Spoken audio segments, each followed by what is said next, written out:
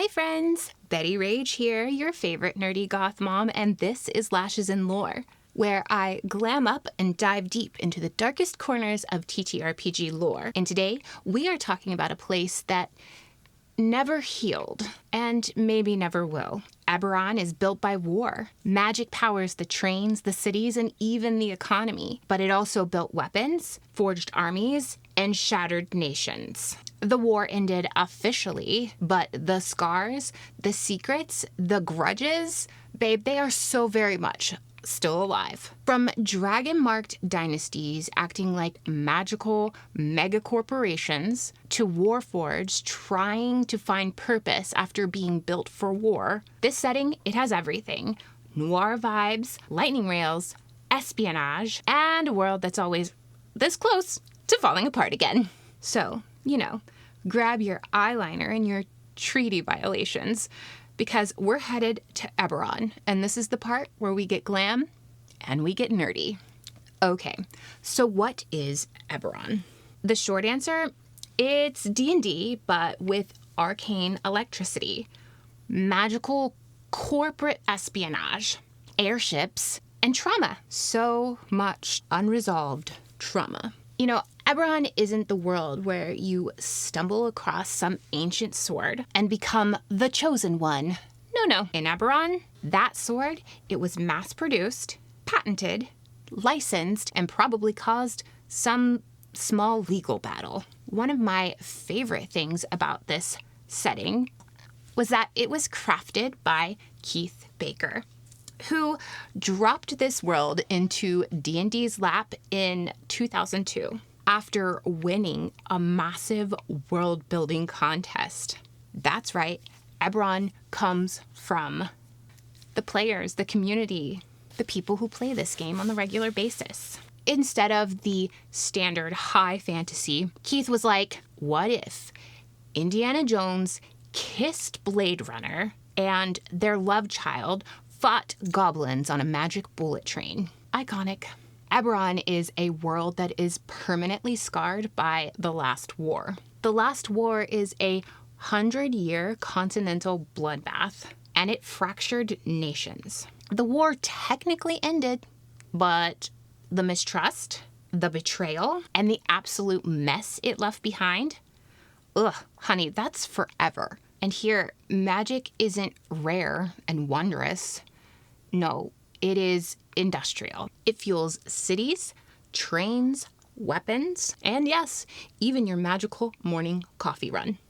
And buried down deep underneath it all, lost empires, sealed fiends, and mysteries that the world really, really hopes stays buried. And we all have an origin story. So this one is pretty iconic. This world, it was never whole. Before lightning rails and warforged armies, before petty royal drama, there were 3 dragons: Cerberus, Eberron, and Kyber. These were cosmic, primordial, world-creating dragons. If you hear a lawnmower, I'm sorry. I don't plan around the lawn mowing. Maybe I should. Anyways, and like every great mythological family, I started with the wrong color. Oops. Sometimes we make mistakes. We're just gonna pretend that didn't happen. It's not really gonna matter in the end. Okay, cosmic, primordial, world-creating dragons.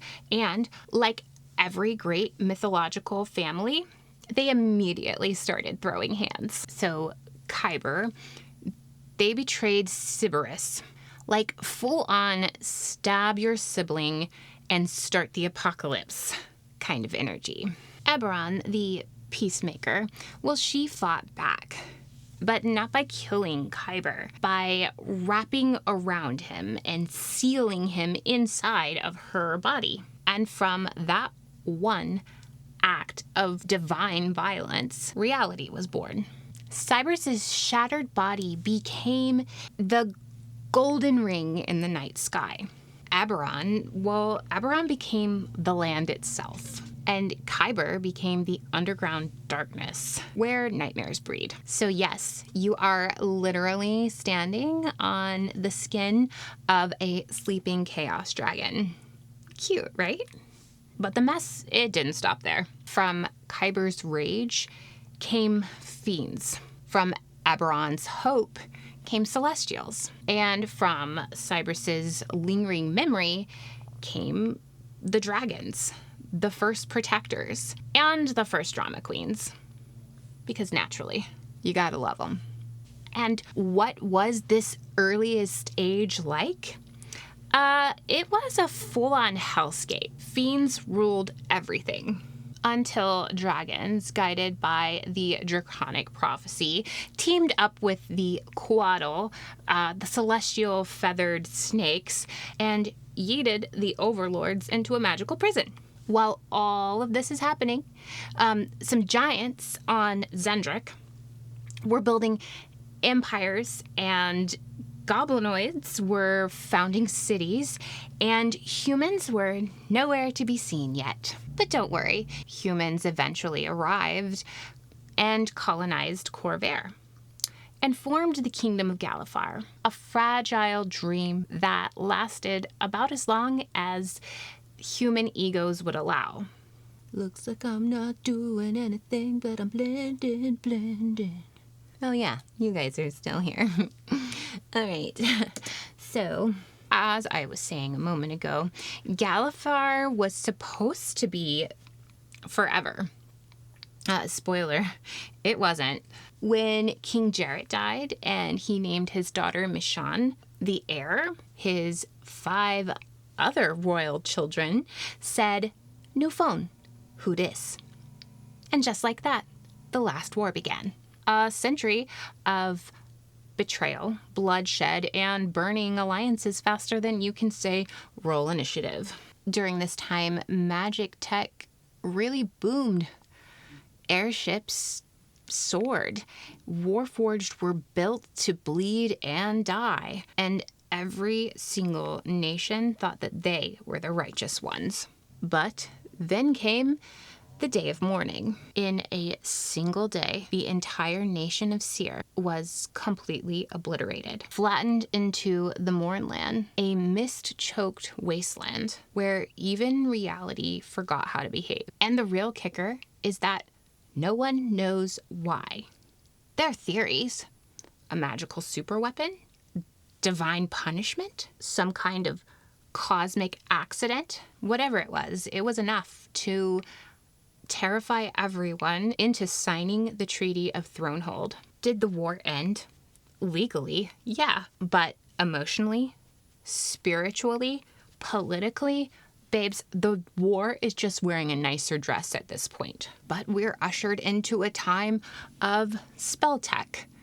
Magic is the new industry. In Eberron, magic isn't sacred. It's scalable. Artificers are the mechanical engineers of the arcane world. Wizards file patents. Sorcerers run startups. And warlocks accidentally unionize. And nothing proves this better than the lightning rail. It's giving Tesla meets the Hogwarts Express meets, oops, we trapped a literal storm spirit under regulatory minimums. The lightning rail uses bound elementals. They're tethered along conductor stones, hurtling passengers across Corvair. And if that sounds wild to you, welcome to the club. I don't like that. I think it's kind of cruel. I think it's very cruel. But maybe, I'm a bleeding heart. I don't know. Anyways, bound elementals run the lightning rail. But however you feel about it, it is stylish, chaotic, and no, it doesn't run through the Mournland anymore for very obvious reasons. And then there's airships, which are powered by fire elementals, because apparently the best idea after containing a storm is to contain a wildfire. Amazing business plan, I guess. And then, let's, talk about the Warforged. Because they are living constructs that fought for nations that now debate whether they're property or people. Eberron, All right. The Warforged are created by House Kenneth. This happened during the war, but they were freed after the treaty. With freedom, that doesn't erase purpose. So now they wander. They are veterans without a war and souls without a script. And behind it all, dragon-marked houses. A quick rundown: House Orion, they run the lightning wheel.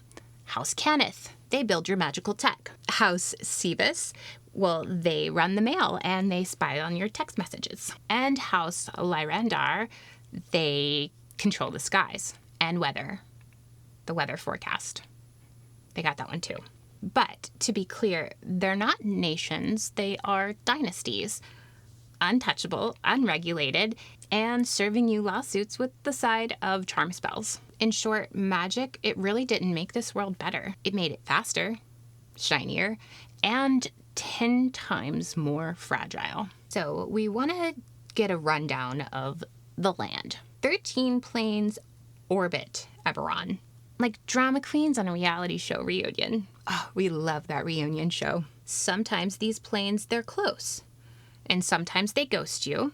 And when they're close, reality glitches, magic warps, and wild nonsense ensues. You have Mabar, the emo plane of death; Zoriat, the birthplace of nightmares; Dalquar, the dream world, sometimes cute, sometimes Freddy Krueger vibes; and Shavareth, the eternal warfare plane. So somebody please hand them some therapy stat. And then there is Eberron's gods. They don't show up. No divine cameos. No lightning bolts to the face. You believe or you don't. Faith is a vibe, not a fact. I look a little crazy right now. It's fine. I like crazy. You gotta trust the process. It'll come together. Or it won't. We'll all have a good laugh. It'll be fine. And then I'll cry. No, JK. It's fine. I'm fine. Everything's fine. We'll get back to Eberron in a moment. I'm so weird. But you're still here, so what's that say about us? And the Draconic prophecy, it's basically fate written across the universe. And it's basically interpreted by dragons in the same way that your auntie interprets your horoscope. Obsessively and incorrectly. And you, random adventurer, well, you might just accidentally trip over a cosmic prophecy and start a world war. No pressure, though. And as far as a little who's who in Eberron, power players, NPCs that you may encounter or hear about, we have Lady Eladrin de Caneth, tech mogul with murdery vibes. You also have King Boranal of Breland. Chill dad energy. He loves diplomacy and hates everyone else's drama. My kind of guy. Then you have Queen Arla of Onder, a high maintenance, high magic, high key plotting a comeback. Then you have Jayla Daren of Thrain, an 11-year-old spiritual leader who could absolutely smite you without even blinking. Iconic kid. And you have the Lord of Blades, hot murderbot energy from the Mournland. Is he a liberator? Is he a tyrant? It really just depends on who you ask. And the last one we'll mention is Arandis Val, the undead elven goth queen with a 5,000-year-long revenge playlist work. So you are a DM and you're taking your players through Eberron. Treat Eberron like a noir thriller set in a tech startup boom. Everyone is lying. Nobody is pure. And somewhere, something is always exploding. And for you players in Eberron, lean in to the gray areas. Play conflicted heroes, secret saboteurs, or a warforged trying to learn poetry. The world is already broken. How much worse? Or better, will you even make it? But, that's not really for me to decide. You get to choose your own adventure. Eberron is where war ended, but the wounds never healed. Where magic is a machine, faith is a gamble, and your simple treasure hunt might just trigger the next great cataclysm. And here we have our final look. A little metallic, a little industrial, and my goggles for flair. So tell me, what is your favorite part about Eberron? I wish there was more people playing it. So if you're playing in Eberron, I want to know about it. Tell me in the comments. And per usual, all of the stuff that I used is in the description below. Hopefully you enjoyed my little lore about Eberron. Yeah, so let me know what you think. I'm Betty Rage, your favorite nerdy goth mom, and this is Lashes and Lore. Until next time, be good to each other, love each other, and as always, free mom hugs from me to you. Bye. See you next time.